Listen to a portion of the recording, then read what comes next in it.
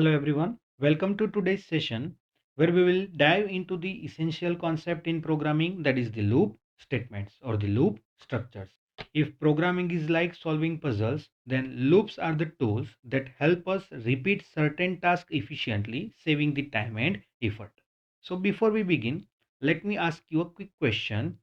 Have you ever encountered a situation where you need to perform the same calculation or operation multiple times?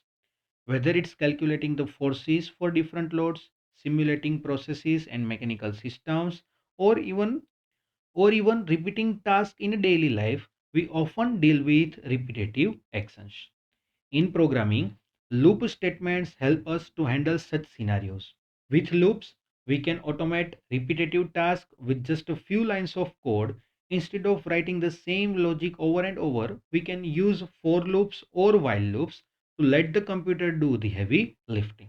So in this session, we will understand how for loops work, understand their syntax, and most importantly, practice some of its basic examples.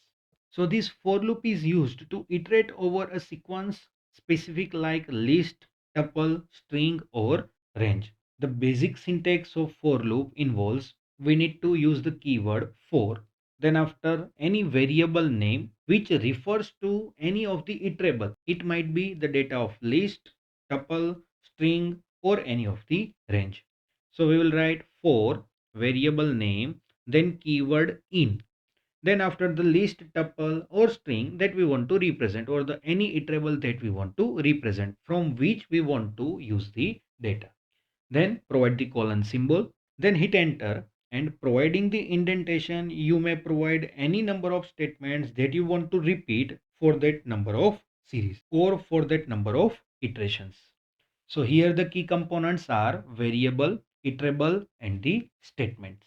So a variable is a placeholder that takes on the value of each element in the iterable. So if let us say in iterable values available are 10, 20, 30, 40. So the variable refers to the each individual element one by one. So first it refers to the 10, then 20, then 30 and then 40.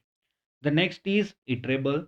It is a sequence or collection to iterate over, and it includes the list, tuple, string and range.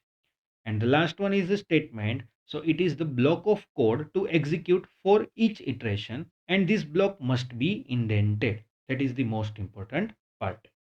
To run the simple iteration process using the for loop, go to the VS Code.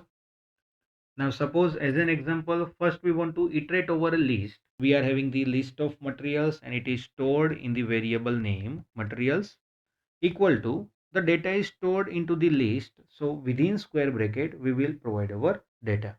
The material being steel, comma, aluminum, comma, copper. Now suppose I want to print each individual element of this material. So the printing of element is the repeated task, and these repeated tasks can be performed using the concept of for loop. So to use the syntax, hit enter, we will write the keyword for. Then we will create one variable which will refer to the each individual element available in the materials section. So let us say for x in. Now from which data we want to consider each element. So that will be from the materials list. So we will write in materials and then colon symbol. So here you can see for x in materials means x refers to each individual element available in the materials. So x will refer to steel, then aluminum, then copper. Here our objective is to print each element. So we will print, let us say the material, comma, the variable being the x. Now run the program.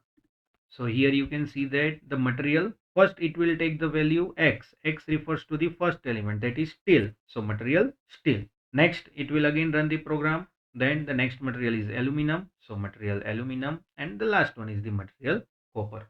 So here x refers to each element available, and it will continue till the end of the element available in the list or tuple or the given iterable. I hope you got the idea how to use the syntax of the for loop to iterate over the data available in our iterable. In our next session, we will continue with some of the important part that is useful into the for loop, that is the range function and its syntax.